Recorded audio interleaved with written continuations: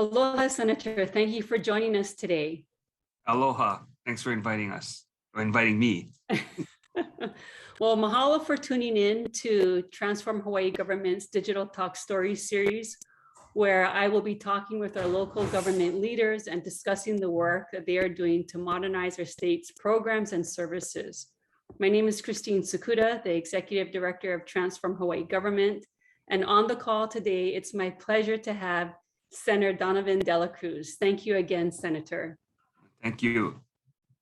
Well, let's jump right into it. First of all, I'd like to ask you, how has COVID-19 impacted the delivery of government services? We thought it would be a year, and here we are in 2021, still feeling the effects of COVID. And so what are your perspectives on how COVID-19 has impacted digital government services?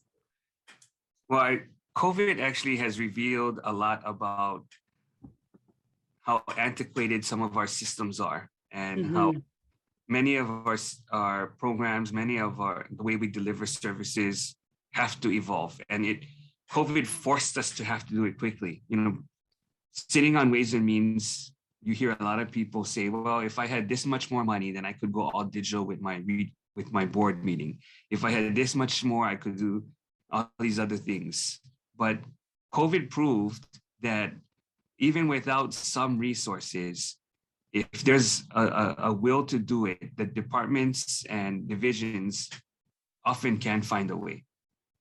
Yes, I agree with that. And it was amazing to see how fast multiple stakeholders can come together very quickly to solve some of the challenges that we faced during COVID and we continue to face. So there is proof that we can do it if we put our minds to it. That's for sure. Thank you. What would you like to share with the community that they may not know about how decisions are made in the legislature related to supporting government modernization? Well, the more input we get from people who receive government services, the general public, and those who deliver services, we're able to do what we can to make adjustments, to put pressure where pressure is needed to move things along, and where we put additional resources where we can better provide either education, maybe unemployment, regulatory services. We can adjust. And the more we hear from people, the more precise we can be in ensuring that a service is delivered that's going to meet their needs. What we found during COVID is that we need to be a lot more nimble. We need to be a lot more flexible. Even this past week, several senators and I went with Department of Accounting and General Services to go look at office spaces. How we even structure an office is now going to change. You know, there may be community spaces for those who either telework most of the week or part of the week or part of the day. And there'll probably be less and less permanent offices or permanent cubicles, because that's what post-COVID has now allowed us to see. I think that would have been difficult pre-COVID to get that change made. It's going to help the taxpayer save a lot of dollars as well, because if we can lease less space, office space, we can move more people into the existing government buildings. We can make existing government buildings more efficient. Those are ways that we can save the taxpayers' dollars in the long run. And hopefully that'll also help us increase productivity. It'll help change the way we work. People hopefully can spend more time with their families. They can become more productive. And to some extent, technology requires you to even be more connected. That's right. You know, people can track a lot more than they could. You can look at productivity versus just someone being on a desk. Results, you can do all kinds of metrics. It will help us. There are things that we still need to be face to face. You know, we need the human connection, brainstorming, meeting, ensuring that ideas are born through, and that connectiveness that's still needed. but it have to be this new hybrid system which is evolving. Yeah, thank you, Senator. And it's very exciting to hear that the government is thinking of how it could be more responsible and more responsive and nimble and flexible. And those seem to be the kind of key phrases for both the public and private sector moving forward. And as you head towards the next legislative session in 2022, how are the priorities coming together with respect to IT infrastructure and modernizing government services? So in order for us to have a good education system, good digital learning, all of those things, access to broadband, we're going to have to make sure that we have solid infrastructure, not urban Honolulu, not just in rural Oahu, but all throughout the state, so that our students can have access and equal and fair access no matter where they live. And so those are some of the discussions we're having now to make sure that that infrastructure is going to be deployed fairly and evenly across Hawaii. And then we're going to also have to make sure that we hire people and even change positions, evolve positions so that things can occur. And I'll give you one example, digital learning.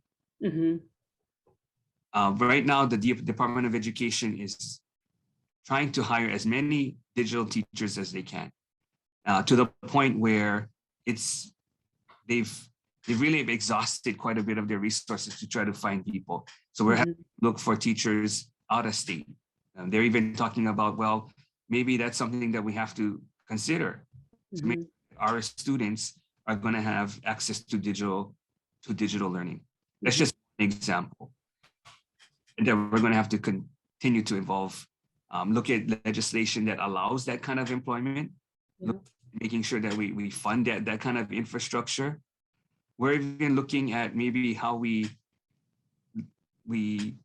interact now with the current CIO.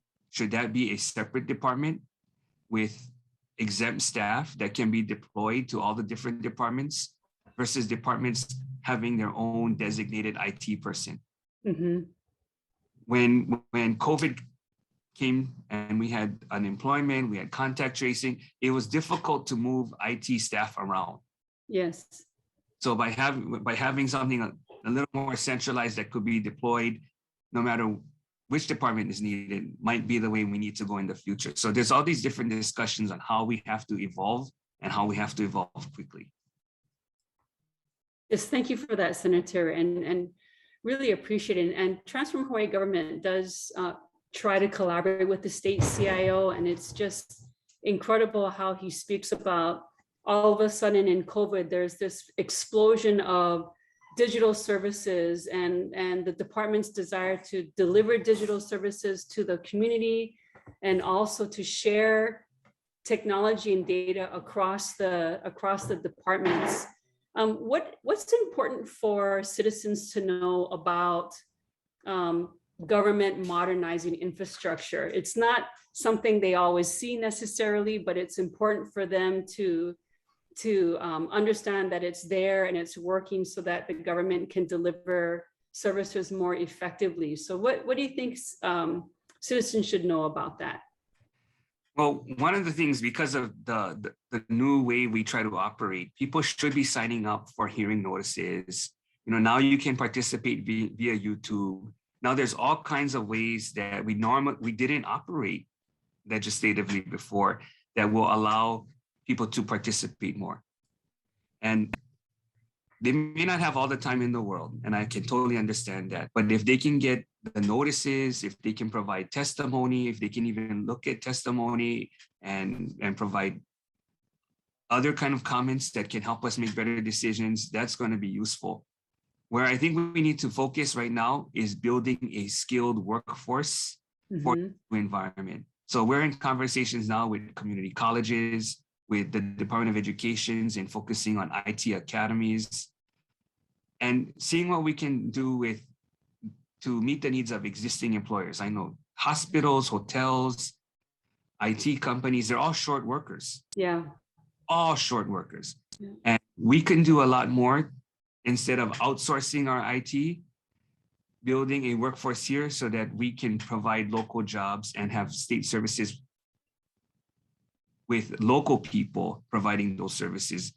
That's going to be a huge shift. We're trying to figure out and mold this new pathway forward, Yeah. so we can try to achieve that. Yeah, and thank you, Senator. Transform Hawaii government is right there with you. We're big advocates